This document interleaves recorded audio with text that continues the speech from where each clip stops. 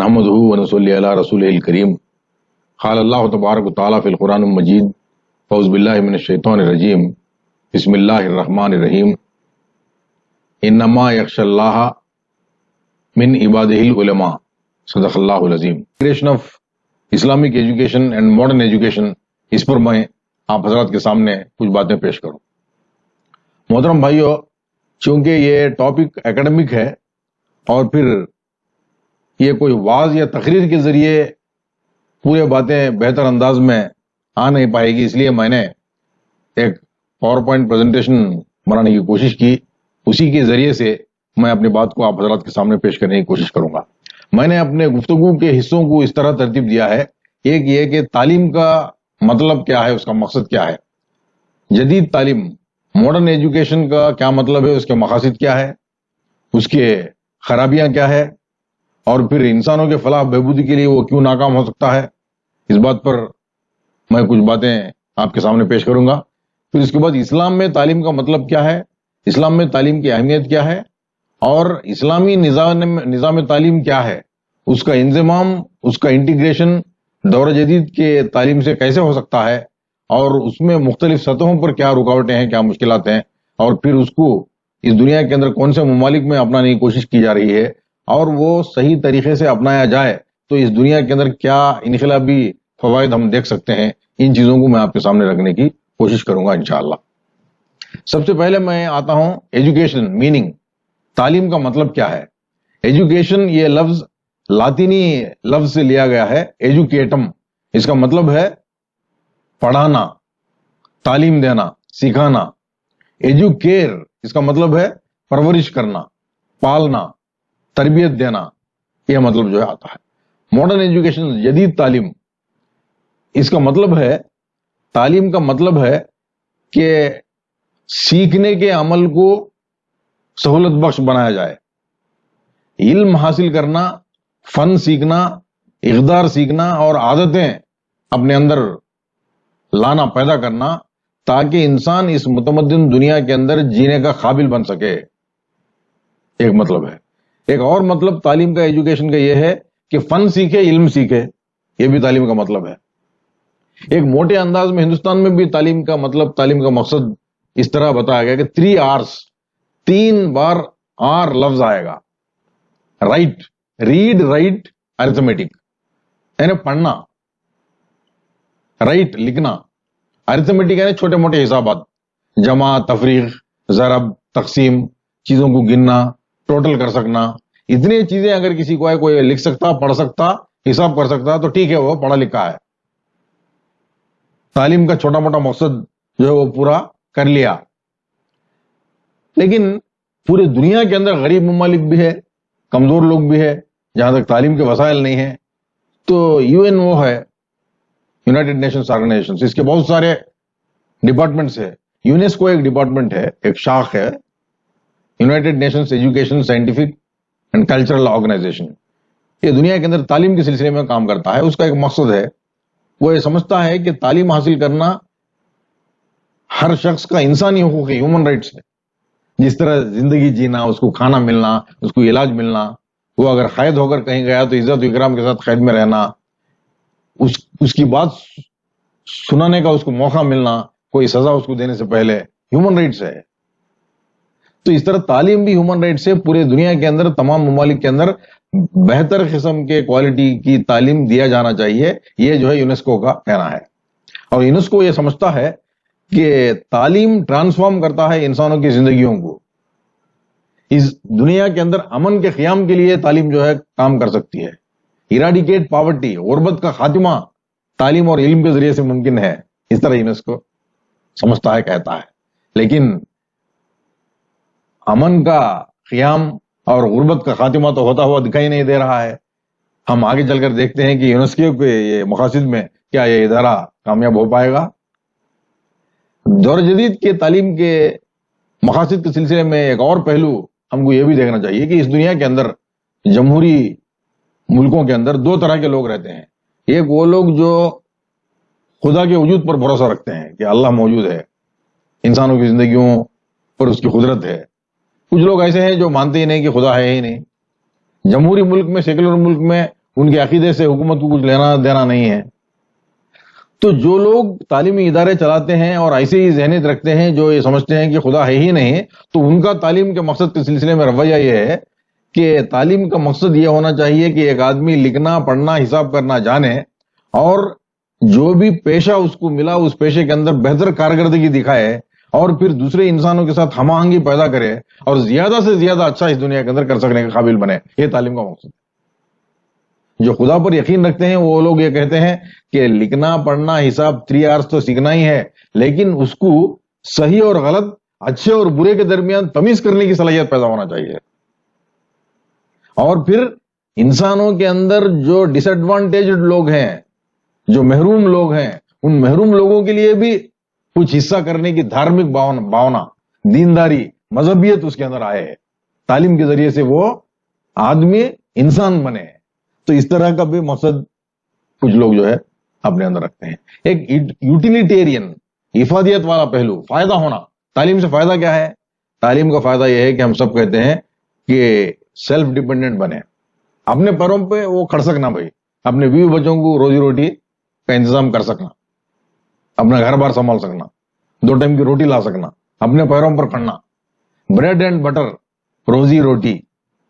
اور اس ملک میں، اس علاقے میں جو کارخانے، جو کاروبار، جس طرح کی چیزیں چلتی ہیں، ان کو کام کرنے میں کس قسم کے فن کے لوگوں کی ضرورت ہے، اس قسم کا فن اس کو آنا. جدید تعلیم کیوں پیدا ہوئی؟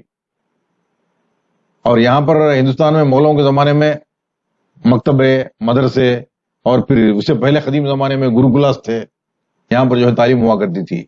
تو یہ جدید تعلیم کا کانسیپٹ جو ہے پیدا ہوا انڈسٹریل ریولوشن کے بعد.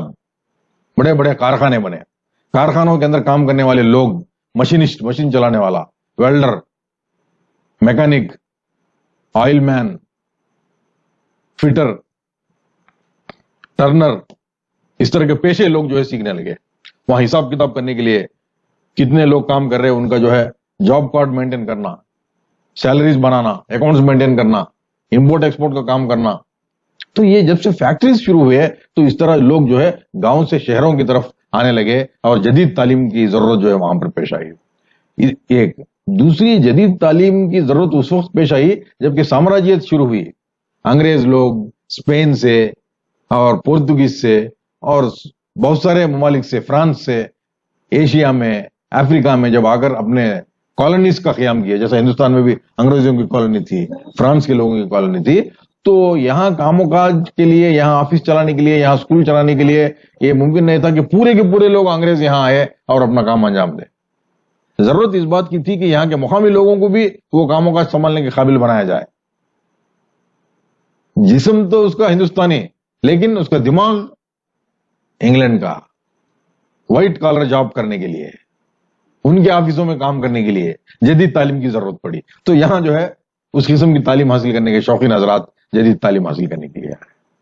پھر کولونیلزم کے بعد کا زمانہ، پوسٹ کولونیل ایرا، اس کے اندر جب انگریز ملکوں کو آزادی دیے، اسی طرز پہ چونکہ کورٹ بھی چلانا ہے، اسکول بھی چلانا ہے، پارلیمنٹ بھی چلانا ہے، انگریز چلے جائیں گے تو یہاں کی حکومت کو انہی کے نہج پر آگے بڑھانا ہے، اس قسم کے صلاحیتیں درکار تھی. تو پھر لوگ جو ہے جدید تعلیم کو سر پہ لے کر کے تیزی کے ساتھ آگے بڑھا. کچھ لوگ انگلینڈ جا کر پڑھے، کچھ لوگ جو ہے دوسرے ممالک میں جا کر تعلیم حاصل کرنے کو بڑا اعزاز سمجھنے لگے، انگریزی تعلیم عام ہوئی. تو پھر اس طرح جدید تعلیم جو ہے کی کاز یہ ہے، ضرورت یہ پڑی جدید تعلیم کی. تو پھر اس کے نتائج کیا ہوئے؟ اس کے نتائج یہ ہوئے کہ انسان کے اندر مادہ پرستانہ ذہنیت پیدا ہو گئی. مادیت، پیسہ سب سے زیادہ اس کو عظیم، سب سے زیادہ محب لگنے لگا. اور پھر انسان جو ہے دوسری انسانوں کے ساتھ جو میٹھے اور خوشگوار تعلقات جو استوار کرنے چاہیے اس کے اندر کڑواہٹ آ گئی. پیسے کے لیے، اپنے خود غرضی کے لیے انسان کا قتل کرنے لگا. اور فیملی کے اندر وہ جو مٹھاس ہوتی تھی وہ غائب ہونے لگی. اور پھر چونکہ نوکر طبقہ اور آفیسر طبقہ اور مالدار طبقہ، مالک طبقہ، اس طرح طبقات بنے تو لوگوں کے اندر معاشی طور پر عدم استحکام پیدا ہوا. غریب تر ہوتا چلا جا رہا ہے، امیر تر ہوتا چلا جا رہا ہے. غریبوں کے لیے تعلیمی ادارے الگ، ارے امیروں کے لیے تعلیمی ادارے الگ، ان کے سفر کرنے کا کلاس الگ، ان کا سفر کرنے کا کلاس الگ، ان کا کھانا کھانے کا طرز عمل الگ، ان کا کھانا کھانے کا طرز عمل الگ، بیمار پڑے تو ان کا علاج کے لیے سہولت الگ، بیمار پڑے تو غریبوں کے علاج کے لیے سویدھا الگ، امیر اور غریب کے اندر تفاوت بڑھتا گیا، اور پھر سماجی برائیاں پیدا ہوئی۔ جب جدید تعلیم انسان حاصل کیا تو دیہات میں بیٹھ کر کچھ نہیں کر سکتا، جاب کے لیے شہر کی طرف آیا، کارخانے بڑے فیکٹریز تو گاؤں میں نہیں ہے، شہروں کی طرف لوگ آئے، شہروں کی طرف جب لوگ آئیں گے تو وہ پورے فیملی کو لے کر کے نہیں آتے، بیوی بچے ماں باپ چھوٹے بھائی بہن گھر میں رہتے ہیں، وہ آتا ہے فیکٹری میں کام کرتا ہے اکیلا ایک روم میں 2-3 ساتھیوں کے ساتھ رہتا ہے، اور پھر فیکٹری آورس کام کرنے کے بعد جب روم پر آتا ہے تو اس کو کچھ کام نہیں ہے، نہ بیوی ہے نہ بچے ہے نہ بہن ہے نہ بھائی ہے، وہ اپنے اوقات کو صرف کرنے کے لیے برے عادتوں کے اندر پھنسنے لگا، کبھی جوا کھیلتا ہے، کبھی لاٹری لیتا ہے، کبھی کلب میں جاتا ہے، کبھی شراب پیتا ہے، کبھی کوئی اور کام کرتا ہے، اس طرح جو ہے سماجی برائیاں انسانوں کے درمیان جو ہے پیدا ہونے لگی، تو اس طرح یہ خرابیاں جو ہے انسانیت کا خاتمہ ہونے لگا اور پھر شیطانیت پھیلنے لگی۔ اسی لیے مولانا مودودی علیہ الرحمہ کو ہندوستان کی آزادی سے پہلے، تقسیم ہند سے پہلے، علی گڑھ مسلم یونیورسٹی میں کانوکیشن ایڈریس کرنے کے لیے بلایا گیا، خطبہ تقسیم اسنادات، وہ پرنٹ موجود ہے، آپ دیکھ سکتے ہیں سن سکتے ہیں، اس میں انہوں نے طلبہ سے کہا، بہت لمبی تقریر تھی، ایک اقتباس میں آپ کے سامنے پیش کرنا چاہتا ہوں۔ مولانا نے کہا کہ میں اس تعلیمی ادارے کو اور اس جیسے تعلیمی اداروں کو علم کے دینے والے نہیں بلکہ قتل خانے سمجھتا ہوں۔ آئے طلبہ، آپ لوگوں کو جو سرٹیفکیٹس ملنے والے ہیں ڈگریز، دراصل وہ ڈگریز نہیں بلکہ موت کے صداقت نامے ہیں، آپ یہاں مدد نہیں پائے بلکہ آپ مارے جاتے رہے۔ مطلب ہے کہ اس طرح کی تعلیم حاصل کر کے جو افراد تیار ہوئے دنیا کے اندر مادی طور پر شاید تھوڑی بہت ترقی پیدا کیے ہوں گے، لیکن سکون، امن، محبت، الفت یہ سب تباہ ہو گئے، اور پھر انسان جو ہے کہیں کا نہیں رہا، جس کے حالات جو ہے تاریخ میں اور پھر 20ویں صدی میں 19ویں صدی کے اواخر میں انسانوں کو کس طرح، انسانوں کا خون پانی سے بھی سستا بن کر کس طرح بہا، میں اور آپ جانتے ہیں۔ مزید تفصیلات کے لیے اس وقت تو موقع نہیں ہے، اب میں اپنی گفتگو کو آگے بڑھاتے ہوئے اسلامی تعلیم کیا ہے، اس کا کیا مطلب ہو سکتا ہے، ابھی میں اپنے گفتگو کے دوسرے حصے پر آتا ہوں۔ اسلامی تعلیم، میننگ آف ایجوکیشن ان اسلام، اسلام میں تعلیم کا مطلب کیا ہے؟ تعلیم کے متبادل الفاظ بھی اسلامی لٹریچر میں آئے ہیں، علم و ہنر، علم و حکمت، تعلیم و تربیت۔ حکمت کا لفظ آیا ہے، قرآن میں بھی آیا ہے۔ حکمت سے مراد ایک آسان الفاظ میں اگر میں کہوں تو مشکل حالات میں مناسب فیصلہ اللہ تعالیٰ کے دیے ہوئے علم کے مطابق، رسول کریم صلی اللہ علیہ وسلم کو بتائے ہوئے طریقہ کار کے مطابق کرنا، نتیجے پر پہنچنا، صحیح فیصلہ لینے کی طاقت اپنے اندر پیدا کرنا، یہ حکمت ہے۔ اسی لیے قرآن کے اندر اللہ تعالیٰ فرماتا ہے جس کو حکمت ملی حقیقت میں دنیا کی بڑی دولت اس کو ملی۔ اسلامی تعلیم کیا ہے؟ اسلامی تعلیم اسلام کے روح کو لے کر دلائے جانے والی وہ تعلیم ہے جو بیک وقت آفاقی بھی ہو اور انسانوں کے مسائل سے متعلق بھی ہو، اور دنیا کے اندر انسان کے تجربات سے، مشاہدات سے حاصل کیے ہوئے علوم کو اللہ تعالیٰ کے علم کے اندر سمو کر انسانوں کے فلاح و بہبودی کے لیے استعمال کیے جانے والے تعلیم کو اسلامی علم ہم کہہ سکتے ہیں، جو کہ تمام انسانوں کے مسائل سے متعلق ہو۔ اب میں آپ کو یہ بات بتاتا چلوں کہ اسلام میں علم کی اہمیت کیا ہے۔ یہ خود ایک الگ موضوع ہے، بڑا موضوع ہے، ایک 2-3 باتیں میں بتانا چاہوں گا۔ علم کی ضرورت اس لیے ہے، علم کے بغیر تقویٰ بھی پیدا نہیں ہو سکتا، انسان اللہ سے ڈر بھی نہیں سکتا۔ اسی لیے قرآن میں اللہ تعالیٰ نے فرمایا انما یخشی اللہ عبادہ العلماء، اللہ تعالیٰ سے وہی لوگ زیادہ ڈرتے ہیں جن کے دل میں علم ہو۔ عبادت گزار سے بھی عالم کو زیادہ فوقیت دی گئی ہے، یہ 1000 عبادت گزاروں پر یہ ایک عالم بھاری ہے، یہ بات کہی گئی۔ اور علم کا حصول فرض ہے، طلب العلم فریضۃ علی کل مسلم و مسلمہ، علم حاصل کرنا ہر مسلمان مرد پر بھی عورت پر بھی فرض ہے، ابن ماجہ کی حدیث ہے۔ رسول کریم صلی اللہ علیہ وسلم خود معلم تھے، کہا انما بعثت معلم، مسلم کی حدیث، میں معلم بنا کر بھیجا گیا ہوں، علم سیکھو اور لوگوں کو سکھاؤ۔ اور رسول کے بعثت کا مقصد بھی علم و حکمت کی بات کہی گئی۔ ابراہیم علیہ السلام نے دعا فرمایا ربنا وبعث فیہم رسول منہم یتلو علیہم آیاتہ ویعلمہم الکتاب والحکمہ ویزکیہم، اے اللہ میرے قوم کے اندر تو ایسے نبی کو مبعوث فرما، پیدا فرما جو لوگوں کو تیرے آیات کی تعلیم دے، علم دے، انہیں حکمت کی تعلیم دے، ان کے ناپاک زندگیوں کو پاکیزہ بنائے۔ تو یہ نبی انبیاء کرام کے بعثت کے مقاصد میں بھی علم اور حکمت کی بات آئی ہے۔ اب ہم دیکھتے چلیں کہ اسلامی تعلیم کے مقاصد کیا ہے، جدید تعلیم کے مقاصد بھی ہم نے دیکھا۔ اسلامی تعلیم کا مقصد یہ ہے کہ انسان اللہ کا صالح بندہ بنے، ایک اچھا نمونہ انسان کردار کا وہ جو ہے پیش کر سکے، توحید، رسالت، آخرت کا وہ پرستار بنے، ان راستوں کو وہ نہ چھوڑے، کسی کے سامنے بھی ماتھا ٹیکنے کے لیے تیار نہ ہو، اور زمین پر اللہ کا خلیفہ ہو، یعنی اللہ تعالیٰ کا ریپرزینٹیٹو، اللہ تعالیٰ کا نائب۔ انسان کو اللہ تعالیٰ نے اس زمین پر اللہ کے مرضی کے مطابق زندگی گزارنے کے لیے مبعوث فرمایا ہے، بھیجا ہے۔ وَإِذْ قَالَ لِلْمَلَائِكَةُ إِنِّي جَاعِلٌ فِي الْأَرْضِ خلیفہ، میں زمین پر انسان کو خلیفہ بنا کر بھیجنے والا۔ خلیفہ کا کام یہ ہے کہ وہ اپنے کو جس نے بھیجا اس کے مرضی کو جانے، اس کے مطابق زندگی گزارے، دوسرے انسانوں کو بھی اس کے مطابق، مرضی کے مطابق زندگی گزارنے پر اکسائے، اور باقی وہ لوگ جن کو یہ بات معلوم نہیں ہے کہ وہ کس کے خلیفہ ہیں، ان کو کیا کرنا چاہیے، ان تک وہ بات پہنچائے، اور ان سبھی لوگوں کو ملا کر کے اس دنیا کے اندر ایک صالح سماج کو جنم دینے کی کوشش کرے، اس کے لیے وہ زندگی لگا دے۔ یہ اللہ تعالیٰ کا خلیفہ کا کام ہے۔ اور اسلام میں تعلیم کا یہ بھی مقصد ہے وحدت بنی آدم کی تعلیم دے، مساوات، مرد عورت ایک، کالا گورا ایک۔ رسول کریم صلی اللہ علیہ وسلم نے فرمایا کہ کوئی گورا کالے سے بڑا نہیں، کوئی عرب عجمی سے، جس کو عربی نہیں آتی، اس سے کوئی عرب جو ہے بڑا نہیں۔ اور پھر اصل مقصد اسلامی تعلیم کا یہ ہے کہ وہ فلاح آخرت کے لیے بھی جو ہے تیاری اپنے آپ کی کرے، آخرت بھی اس کی کامیاب، دنیا میں بھی کامیاب، آخرت میں بھی کامیاب، دونوں جگہ جو ہے اس کو جو ہے کامیابی ملے، اسی کی دعا جو ہے سکھائی گئی۔ اور پھر یہ بات جانے ہر انسان کہ دوسرے تمام انسانوں کا جان، مال، عزت، آبرو احترام کے قابل ہے، اس زمین سے ناانصافی، عدم مساوات، ظلم ختم ہو جائے، اس کے لیے کوشش کرنے، جدوجہد کرنے پر وہ اپنے آپ کو آمادہ کرے، ویسا مجاہد وہ بنے، اس کوشش میں اس کا مال اور جان بھی اگر چلا جاتا ہو تو اس کے لیے تیار ہو جائے۔ اور پھر اس کے علاوہ پھر یہ کاموں کے اندر لگ کر وہ اپنے ضروریات زندگی سے غافل ہے، بھیک مانگ رہا ہے، ایسا بھی نہیں ہے، اپنی زندگی گزارنے کے لیے جو ضروریات لگتے ہیں اس پر بھی وہ جو ہے توجہ دے۔ تو اب دونوں جدید تعلیم، اسلامی تعلیم کا مطلب، مقاصد کو ہم نے دیکھا، اور دونوں کا تھوڑا سا موازنہ ہم کرتے ہیں۔ تو اسلامی تعلیم جو ہے وہ یہ ہے انسان کو اللہ کا صالح بندہ بناتی ہے، جبکہ جدید تعلیم اپنے ملک کا اچھا شہری بننے پر زور دیتی ہے۔ دنیا کے ساتھ آخرت کی فلاح پر بھی اسلامی تعلیم زور دیتا ہے۔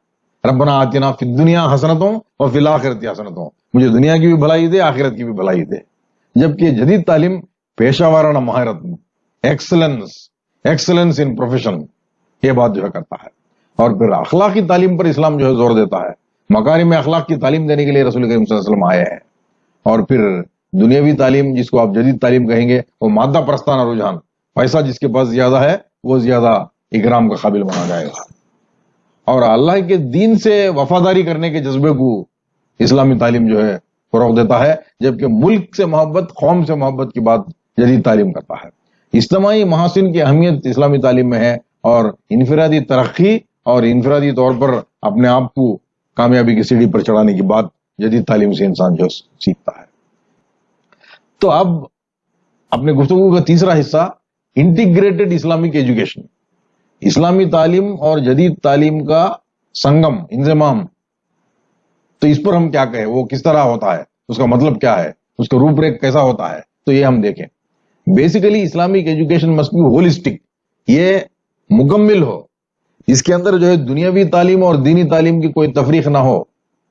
اسلامی تعلیم اور انٹیگریٹڈ اسلامی تعلیم کا کریکولم ایسا ہو، اس کا سلیبس ایسا ہو جس میں اسلامی علوم جو الہامی علم سے ملتے ہیں، قرآن، حدیث، فقہ، اسلامی تاریخ، شریعت، ان چیزوں کو بھی وہ جانے، اور مشاہدات اور تجربات اور کھوج کے ذریعے سے اس دنیا کے اندر جو علوم حاصل کیا، چاہے وہ فلکیات ہو یا پھر جغرافیہ ہو، پولیٹیکل سائنس ہو، اکنامکس ہو، ان چیزوں کے علم بھی حاصل کرے، دونوں کا موازنہ کرے، اور توحید کے سائے میں ان چیزوں کو لا کر کے انسانوں کے فلاح و بہبودی کے لیے استعمال کر سکنے کا قابلیت انسان کے اندر پیدا کرنا، اس طرح کا سلیبس بننا، یہ ہے انٹیگریٹڈ کریکولم کا مقصد، یہ ہونا چاہیے۔ اور اسلامی تعلیم، انٹیگریٹڈ اسلامی تعلیم کا ہولسٹک اپروچ، ایک کمپلیٹ اپروچ ہو۔ اسلام دینی اور دنیاوی علوم کے اندر فرق نہیں کرتا، دونوں ایک دوسرے کے لیے جو ہے مددگار ہیں، اور اس یکساں ایسا بھی ہے کہ اس دنیا اور آخرت دونوں کے اندر انسان کی کامیابی کے لیے علم ہونا چاہیے. اسی لیے ایک کوآرڈینیٹڈ اور کمپلیٹ ایجوکیشن سسٹم ہے. اور پھر انٹیگریٹڈ اسلامک سسٹم کا فریم ورک کیسا ہوتا ہے اس پر میں ایک دو باتیں آپ حضرات کے سامنے عرض کرنا چاہوں گا. کانسیپٹ آف عبادت. عبادت کا مطلب اور مفہوم صرف یہ نہیں ہے کہ وہ پانچوں وقت نماز پڑھے، روزہ رکھے، حج کرے، عمرہ کرے اور زکوٰۃ دے دے یا پھر کچھ خیرات کر دے، بلکہ وہ یہ جانے کہ اللہ تعالیٰ ہر جگہ حاضر و ناظر ہے، میں میرے ہر کام کے اندر اسی کا بندہ بن کر رہنا چاہیے، اور جو کچھ بھی مجھے مل رہا ہے سب اسی کا ہے، اور اسی کے بتائے ہوئے طریقہ کار کے مطابق مجھے خرچ کرنا چاہیے، اور میری پوری زندگی اس کے بتائے ہوئے طریقہ کار کے مطابق میں گزاروں. عبادت پوری زندگی ہی عبادت ہے. عبادت صرف نماز ہے، باقی میری پرائیویٹ زندگی کے اندر عبادت کا کوئی تعلق نہیں، ایسا نہیں ہے. اسی لیے ابھی حال ہی میں ہم عید الاضحیٰ کے موقع سے گزرے ہیں. ابراہیم علیہ السلام کو وہی کردار تھا. انہوں نے اعلان کیا ان صلاتی و نسکی و محیایا و مماتی للہ رب العالمین. میری نماز، میری قربانی، میری زندگی، میری موت سب اللہ رب العالمین کے لیے ہے، میں اسی کی طرف پلٹ کر جانے والا ہوں. یہ کیفیت جو ہے وہ انٹیگریٹڈ اسلامی تعلیم کے اندر. اور پھر اسلامی تعلیم کا انٹیگریشن ایسا ہوتا ہے کہ وہ انسان کے دماغ، دل، روح، جسم، ان سبھی چیزوں کو پروان چڑھاتا ہے. جسم کی اہمیت ہے کمزور لاغر بن جائے، ایسا نہیں ہے. جب اس وقت کے بگڑے ہوئے مسلمان، کمزور مسلمان، جب ان کو اسرائیلیوں کے خلاف لڑنے کے لیے کہا گیا، ایک نبی تھے، کمزور ہو گئے تھے، بزرگ ہو گئے تھے، تو لوگوں نے جو ہے ایک طاقتور راجا کا انتخاب کرنے کی بات کہی، تو اللہ تعالیٰ نے طالوت کو ان کے پاس راجا بنا کر بھیجا. تو لوگ بولے طالوت کیوں، ہم میں سے راجا کیوں نہیں؟ تو اللہ تعالیٰ نے فرمایا کہ نہیں، طالوت قابل ہے، اس لیے کہ زادتہم بسطۃ فی العلم والجسم، وہ علم کے اندر بھی جسم کے اندر بھی تم سے زیادہ طاقتور ہے، اس لیے وہ راجا. قرآن کے اندر یہ بات کہی گئی سورہ بقرہ آیت نمبر 247 میں. اور جب موسیٰ علیہ السلام مصر سے نکل کر چلے گئے تھے تو وہاں حضرت شعیب علیہ السلام کی بیٹیوں سے جب ان کی ملاقات ہوئی، کنویں سے ان کو پانی نکال کر دیے تو ان کو گھر لے گئے. وہ دونوں بہنوں نے اپنے باپ سے ریکویسٹ کیا کہ ان کو نوکر رکھ لیجئے، کام پر رکھ لیجئے، اس لیے کہ آپ جس کو بھی کام پر رکھیں گے وہ جسمانی طور پر مضبوط بھی تو ہونا ضروری ہے، یہ مضبوط آدمی نظر آ رہا ہے. تو اس طرح کی بات جو ہے انہوں نے کہا. تو all round development of man, all round development of personality کی وکالت، انسان الکامل، مکمل انسان ہو، صرف عبادت عابد ہی نہیں بلکہ وہ مجاہد بھی ہو، ایک مسلم پہلے اور ساتھ ساتھ ایک پیشہ ور بھی. مثال کے طور پر ایک ڈاکٹر ہے، ڈاکٹر کا کام تو کر رہا ہے لیکن مریض کے لیے ہمدردی، شفقت، اس کے مسائل کو جاننا، اس کا علاج مکمل کرنا، اس کو صحیح مشورہ دینا، یہ کام. ایک انجینئر بھی بنا تو کوئی چیز بنا رہا ہے تو نزاکتوں کا لحاظ رکھنا. جیل کا سپرنٹینڈنٹ ہے. اسلامی تعلیم، اسلامی احکام کے نتیجے میں ایسا جیل وجود میں آئے گا کہ قیدی قید میں ہی نہیں رہے گا، لوگوں میں ہی رہے گا. قید میں رہا تو نہ اس کو کھانا ملتا، نہ وہ کوئی کام اس سے لے سکتے، نہ وہ جو ہے اپنے جنسی خواہشات کی تسکین کر سکتا ہے، اس لیے وہ غلط راہوں پر چلا جاتا. اسی لیے اسیران جنگ میں پائے جانے والے قیدیوں کو اسلام جو ہے جزیہ لے کر چھوڑنے. رسول کریم صلی اللہ علیہ وسلم کے زمانے میں جو قیدی ملا اس سے یہ کہا گیا کہ تو اتنے لوگوں کو پڑھا، تعلیم سیکھا اور پھر جا، نہیں تو کسی کے پاس غلام بن کر رہ جا، باندی بن کر رہ جا، کام بھی کر اور پھر اس کے ساتھ زندگی میں مل جا. تو یہ تعلیم جو ہے آج میں اور آپ ابو غریب کے جیل میں اور ادھر کی جیلوں میں ادھر کی جیلوں میں جو واقعات ہوتے ہیں، جو سنتے ہیں، مکمل تبدیلی اسلامی تعلیم جو ہے لانا چاہتا ہے. اور سیاسی میدان کے اندر بھی خلافت کے نفوذ کے لیے کام کرنے والے افراد جو ہے جنم لے، پیدا ہو، تیار ہو، اللہ کا قانون اللہ کی زمین پر نافذ ہو، اور پھر اس طرح کے لوگوں کو لے کر کے اسلام کی دعوت پورے بندگان خدا تک لے جا سکے. ایسا ہے، ایسی ایک تنظیم، ایک جماعت تیار ہو جس کے نتیجے میں غلبہ اسلام آئے. تو یہ سب اسلام جو ہے کام کرتا ہے. اور پھر انٹیگریشن آف ایجوکیشن کا مقصد یہی ہو. انٹیگریشن جو ہے، اب میں چوتھی پوائنٹ کی طرف آتا ہوں کہ یہ جدید تعلیم کیا ہے, اسلامی تعلیم کیا ہے, انٹیگریٹڈ تعلیم کیا ہے, یہ تین باتیں آئی ہیں. تو انٹیگریشن کس طرح ممکن ہے؟ ہندوستان جیسے جمہوری ملک میں, سیکولر ملک میں, کوئی اسلامک یونیورسٹی تو قرآن حدیث فقہ پڑھانے کی یونیورسٹی گورنمنٹ فنڈ سے, اسٹیٹ فنڈ سے تو ہم کھول نہیں سکتے, چلا نہیں سکتے. مدرسے ہیں, اس کی آزادی ہے, وہاں پر صرف اسلامی تعلیم ہوتی ہے. دنیاوی تعلیم پولیٹیکل سائنس, جغرافیہ, اور پھر astronomy, biology, chemistry, physics, electronics, computers, یہ وہاں نہیں ہے. دو الگ الگ چیزیں بن گئی. تو ایک ٹیچر, ایک مومن ٹیچر اپنے کلاس روم میں کچھ انٹیگریشن کی بات کر سکتا. مثال کے طور پر میں ایک نظم پڑھا ہے انگریزی میں, نائٹ آف دی اسکارپین, ایک یہودی کی لکھی ہوئی ہے, نسیم ایزیکل کی. یہودی ہو یا کوئی اور مذہب سے تعلق رکھنے والا ہو, اس نے پوئم کے اندر کیا بات لکھی ہو دیکھیے. بچہ جو ہے اپنے ماں کی تکلیف کو بیان کرتا ہے کہ اندھیری رات میں بچھو جو ہے ماں کو کاٹ لیتا, ماں تڑپتی ہے. بہت سارے لوگ آ کر منتر پڑھتے, دوا لگاتے, سب کرتے ہیں, لیکن درد کم نہیں ہوتا. 24 گھنٹے تک ماں تڑپتی ہے, سوتی بھی نہیں ہے. 24 گھنٹوں کے بعد بچھو کا زہر سبسائڈ ہوتا, کم ہو جاتا. تو اس وقت ماں جو ہے ایک بات کہتی, شکر ہے خدا کا, بچھو مجھے کاٹا, میرے بچے کو نہیں کاٹا. تو ماں کی یہ ممتا محبت ماں کے دل کے اندر کون پیدا کیے؟ اس طرح کی محبت جو ہے کوئی دوسرا چاہ کر بھی کسی اور کے دل میں بچے کے لیے پیدا کر سکتا کیا؟ پوری دنیا بھی ایک سیکنڈ میں تباہ کرنے والا آٹم بم تو انسان بنا سکتا, لیکن اس قسم کی الفت کو کسی کے دل میں ڈال سکتا کیا؟ وہ ڈالنے والا کوئی ایک طاقت ہے, وہ ہے اللہ. شہد کی مکھیوں کے چیز کو پڑھا رہا ہے تو قرآن کے اندر بات کہا جائے کہ اللہ تعالیٰ ہے جو ان کو حکم دیا کہ جتے بناؤ, شہد بناؤ, جس کے اندر انسانوں کے لیے شفا ہے. تو اس طرح ٹیچر اپنے کلاس روم کے اندر ایک پھل دیکھیے, کھجور کا مزہ الگ, انگور کا الگ, آم کا الگ, جام کا الگ. تو پھلوں وہی مٹی میں اگنے والے پھل, وہی پانی سے پلنے والے درخت الگ الگ مزے کس طرح دیتے ہیں.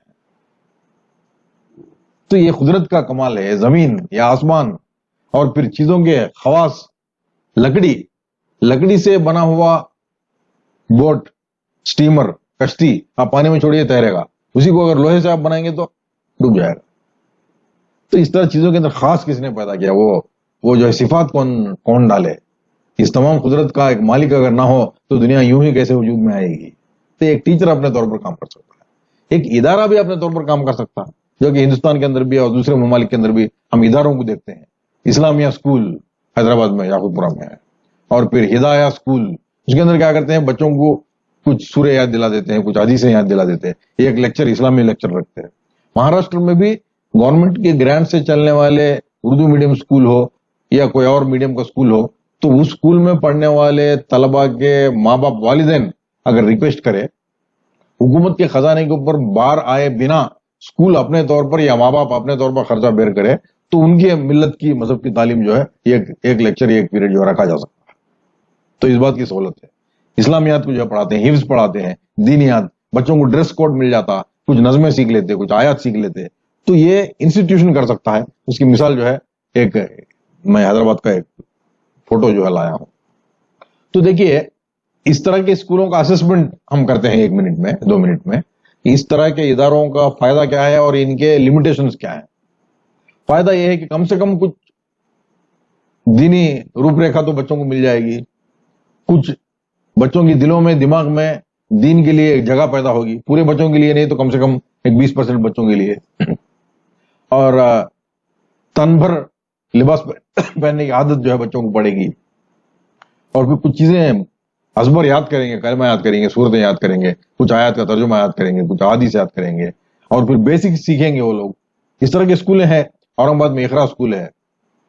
لیکن اصل اسلامی تعلیم کے وکالت کرنے والے لوگوں نے کہا کہ یہ کام صرف پیوند کاری ہے, مکمل اسلامی تعلیم نہیں ہے. کہ ایک بچہ جو ہے اسکول میں 8 گھنٹے بیٹھا ہوا ہے, 7 گھنٹے آپ وہ تعلیم پڑھا رہے ہیں جس کو ہم عصری کہتے ہیں, جس میں خدا کا نام نہیں, خدا کے جو ہے احکام سے بغاوت کرنے کی تعلیم ہے. صرف 1 گھنٹہ آپ جو ہے بتا رہے ہیں, تو بچہ جو ہے کیا عکس کرے گا؟ اس کی لمیٹیشنز یہ ہے کہ اصل ڈیزائرڈ, اصل مطلوبہ انٹیگریشن جو ہے اس قسم کی تھوڑی بہت کوشش سے پورا نہیں ہوگا. اور انٹرنیشنل سکولز بول کے کھولے ہیں, انٹرنیشنل اسلامک سکول, اس میں بچے بس میں جاتے ہیں, صبح جاتے ہیں, شام میں آتے ہیں, دور گاؤں کے باہر رہتا ہے, تو اس میں مالدار لوگ ہی پڑھ سکتے ہیں. غریب لوگوں کے لیے اس میں جو ہے موقع نہیں ہے, صرف 3% 4% لوگ جو ہے جا سکتے ہیں. اور اسٹیٹ کی پالیسی یہ ہے کہ اسٹیٹ کے خرچے سے کوئی مذہبی تعلیم دیے جانے والا اسکول جو نہیں ہونا چاہیے. اور جب خود بچوں کی فیس پر یہ اسکول چلاتے ہیں تو مینجمنٹ پروفٹ موٹو پر چلاتا ہے، اس لیے ٹرین ٹیچر نہیں رکھتا ہے. تو اس طرح بچوں کے عصری تعلیم کا ایک پہلو جو ہے متاثر ہو جاتا ہے. یہ کچھ لمیٹیشنز ہیں. تو دنیا کے اندر مختلف ممالک کے اندر مسلم اپنے دینی تعلیم اور انٹیگریٹڈ اسلامک ایجوکیشن کے لیے کیا کر رہے ہیں. اگر ہم دیکھیں ملکوں کو دو حصوں میں ہم بانٹے تو یہ کچھ ایسے ملک ہیں جو جمہوری ہے، سیکولر ہے، جہاں کے حکومتوں کو مذہب سے کچھ لینا دینا نہیں ہے. انگلینڈ ہے، فرانس ہے، اسپین بھی بولی تھوڑی دیر کے لیے، ہندوستان ہے. تو ان ممالک کے اندر آزادی ہے اپنے مائنورٹیز کو اپنے زبان کے تحفظ کے لیے، اپنے مذہب کے تحفظ کے لیے، ملت کے تحفظ کے لیے اپنے کمیونٹی کے اسکولز کھولے. اس کو گورنمنٹ گرانٹ بھی دیتی ہے. انگلینڈ میں بھی ایسے اسکولس ہیں، لیکن وہاں پر آپ زیادہ کچھ نہیں کر سکتے سوائے یہ کہ مورل ایجوکیشن، اخلاقی تعلیم کے نام سے جو کچھ بنا ہے. اور وہ لوگ جو دوسرے عرب ممالک سے، ہندوستان سے، پاکستان سے فرانس، انگلینڈ جا کر بس گئے، جو لوگ سٹیزنز بن گئے، ان کے بچے تو پورا فرانس کرسچینٹی کے اسکولز میں پڑھ رہے، وہی تعلیم آگے چل کر کے ان کے نسلیں اسلام کے جو ہے باریکیوں کو بھول جائیں گے. ایسا بھی ممکن ہے. پھر دوسرا حصہ ملکوں کا وہ ہے جو نان سیکولر ہے، جہاں پر جو ہے لوہے کے ہتھوڑے سے کام چلا جاتا ہے، جس طرح چائنا ہے، رشیا ہے، برما ہے. وہاں پر اسلام کا نام لینا نہیں. تو وہاں پر بھی میں کتابوں میں پڑھا ہوں. سابق امیر جماعت مولانا، نام میں بھول رہا ہوں، انہوں نے کتاب لکھا ہے صوفیزم پر. اس کے اندر انہوں نے بتایا کہ رشیا کے اندر جب کمیونزم بام عروج پر تھا، مذہبی تعلیم کی کوئی گنجائش نہیں تھی، تو گھروں کے تہخانوں میں مائیں جو ہے کتابیں پڑھاتی تھی. وہی بچے بعد میں انقلاب لائے، پھر آذربائیجان میں، باکو میں اسلام کا جو ہے نشاط ثانیہ ہوا. اور کچھ انٹیگریٹڈ اسلامی تعلیم کے کچھ ماڈلز ہم کو دیکھنے کو ملتے ہیں. سمجھتے ہیں کہ یہاں ابھی اسلامائزیشن آف ایجوکیشن کے کچھ سیوڈو ماڈلز ہے. فار ایگزامپل میں سعودی عرب کی بات کروں گا. وہاں پر اسلامک یونیورسٹیز کہلانے والے 2 یونیورسٹیز کا کم سے کم میں نام لے سکتا ہوں. ابن سعود یونیورسٹی ریاض، مدینہ یونیورسٹی مدینہ. یہاں پر اسلامی تعلیم، قرآن، فقہ، اسلامک ہسٹری، یہ سبھی چیزوں کے اندر اسکالرلی ورک ہو رہا ہے. پوری دنیا کے سامنے اسلام کے ان تعلیمات کو بہتر انداز میں پیش کرنے کا کام ہو سک رہا ہے. لیکن دنیا کے جدید افکار کا اسلامی نقطہ نظر سے تنقیدی جائزہ لیے جانے کا کام ہو رہا ہے کیا؟ آئی ایم ڈاؤٹ فل. تو میں یہ بتانا چاہتا ہوں کہ جب تک کہ یہ کام نہ ہو، اگر ان یونیورسٹیز میں اسلامی تحقیق کی بات کہی جائے، وہاں پر انسان کے، مسلمان کے خلیفہ ہونے کی حیثیت میں ذمہ داریوں کو ادا کرنے کی بات اگر کہی جائے، اس طرح کا کوئی مقالہ لکھا جائے، تو پھر اس کا حساب کتاب جو ہے برابر ہو جائے گا. تو میں یہ بتانا چاہتا ہوں کہ ان ریئل سینس جو ہے یہ بات ہو تو کمنڈبل، قابل تعریف کام 2-3 ممالک میں ہو رہا ہے. ان میں سے برونی دارالسلام ایک ہے. 1972 میں ہی وہاں کا ایجوکیشن کمیشن نے آرڈر دے دیا کہ integrated curriculum of education, integration of Islam and modern education ہونا چاہیے. تو 1985 میں ڈپارٹمنٹ نے باضابطہ یہ کام شروع کر دیا. انہوں نے دیکھا کہ اسلامک ویلیوز کا ایسیملیشن ماڈرن ایجوکیشن سے ہونا چاہیے، اور ایسا ہے کہ سبجیکٹ ایسا انٹروڈیوس ہونا چاہیے کہ کیریکٹرسٹک سب پرنسپلس آف اسلام کے اوپر جو ہے رہے. اور پھر ملیشیا میں بھی کلیئر انڈیکیشن آف انٹیگریشن ہے. بتایا گیا ہے کہ پوٹینشیل آف انڈیویجول ایسا ہونا چاہیے کہ ایسے لوگوں کو ملک تیار کرے گا جو نالجبل بھی ہو، وائز بھی ہو. مطلب یہ کہ وہ علم والے بھی ہو اور حکمت والے بھی ہو، دینی بھی ہو، متقی بھی ہو، متحرک بھی ہو، منظم بھی ہو، ذمہ دار بھی ہو، اور اپنے دنیاوی اور دینی سبھی فرائض کو انجام دینے کے لیے قابل ہو. اس طرح کے لوگ جو ہے تیار ہو. تو یہ کام جو ہے ملیشیا میں ہو رہا ہے. پھر ملیشیا کے اس کام اور انٹیگریٹڈ سلیبس کے سلسلے میں ابراہیم ہاشم نام کے ایک آدمی نے پی ایچ ڈی ہی کیا ہے، جو کہ بڑے اچھے جو ہے پوائنٹس کے ساتھ اپنی بات کو جو ہے سامنے رکھا ہے. اپنی بات کو ختم کرتے ہوئے فائنل میں 2 باتیں رکھنا چاہتا ہوں کہ integrated syllabus, integrated curriculum of Islamic education and modern education کے سلسلے میں امت جب تک اس خیال میں رہے گی کہ دینی علم الگ، جدید علم الگ، ماڈرن ایجوکیشن الگ، اس کا اسلام سے، دینی تعلیم سے کوئی تعلق نہیں. اس قسم کے تخیل میں جب تک امت رہے گی اس وقت تک انٹیگریٹڈ اسلامک سلیبس کبھی نہیں بنا سکے گی. یہ مسئلہ دینی اور عصری کو الگ کرنے کا مسئلہ جب تک کہ بالائے طاق نہیں رکھا جائے گا, دنیا کے تمام علوم کو اسلامی علوم جب تک کہ مانا نہیں جائے گا, اور اسلام کے بنیاد پر تمام افکار کا جائزہ جب تک کہ نہیں لیا جائے گا, انٹیگریٹڈ اسلامک سلیبس جو ہے بن نہیں پائے گا. کنکلوژن میں یہ بات رکھنا چاہتا ہوں کہ اس طرح کا انٹیگریٹڈ اسلامک سلیبس اور اسلامک ایجوکیشن اسی وقت ہو سکتا ہے جبکہ مسلم حکومتیں اس کے لیے تیار ہو, اپنے ایجوکیشن پالیسی میں ان چیزوں کو جو ہے ان چیزوں کو جو ہے وہ داخل نہ فرمائیں, اس پر جو ہے اپنا اچھا خاصا رقم خرچ کرنے کے لیے تیار نہ ہو, اور لوگوں کی ذہن سازی کرنے کے لیے جب تک کہ تیار نہ ہو. اگر ایسا کریں گے تو اس کا نتیجہ یہ ہوگا کہ ایک آلٹرنیٹو تھاٹ اس دنیا کے سامنے آئے گا, اور یہ دنیا جو کہ پریشان ہے, کرا رہی ہے مسائل سے, ان کے سامنے ایک بہتر متبادل جو ہے ایک اسلامی فکر بن کر آئے گی, اور پھر اس طرح کے تعلیمی نظام میں تیار ہونے والے لوگ اسلام کو انسانوں کے نجات دہندے کے طور پر پیش کر سکیں گے. اور دنیا کے اندر اس وقت پائے جانے والے کچے پکے نظریات جو ہے, چاہے اشتراکی نظریہ ہو, چاہے سرمایہ دارانہ نظریہ ہو, جو انسانوں کو آج تک کچھ نہیں دیکھا, یہ ہوا کے غباروں کی طرف پھوٹ کر نکل جائیں گے, اور پھر مسلم امت اپنے فریضہ اقامت دین کو انجام دینے کے قابل بن سکے گی. دنیا کے اندر اس وقت 780 کروڑ انسان ہیں, ان میں تقریباً 200 کروڑ مسلمان ہیں, ان میں 150 کروڑ بھی اگر اس دعوت کے فریضے کو انجام دینے کے قابل بن جائے تو پھر بڑا کام جو ہو سکتا ہے. امن, انصاف اور پھر مساوات جو اس دنیا کے اندر بالکل کامیاب ہو گئے ہیں, نایاب ہو گئے ہیں, وہ پھر سے اس دنیا کو دیکھنا جو ہے میسر ہو سکے گا, اور صحیح معنی میں دنیا ترقی کے راستے پر گامزن ہو سکے گی انشاءاللہ تعالی. میں اللہ سے دعا کرتا ہوں کہ وہ دن ضرور لائے, جلدی لائے, اور اسلامی تعلیم جدید تعلیم کے انضمام کے ساتھ اس دنیا کے اندر آئے اور بہترین راستہ اس دنیا کے لوگوں کو دکھائے, اور یہ دنیا کے اندر امن شانتی آئے اور تمام انسانوں کے مسائل حل ہو. وآخر الدعوانا ان الحمدللہ رب العالمین برحمتک یا ارحم الراحمین. جزاک اللہ خیر.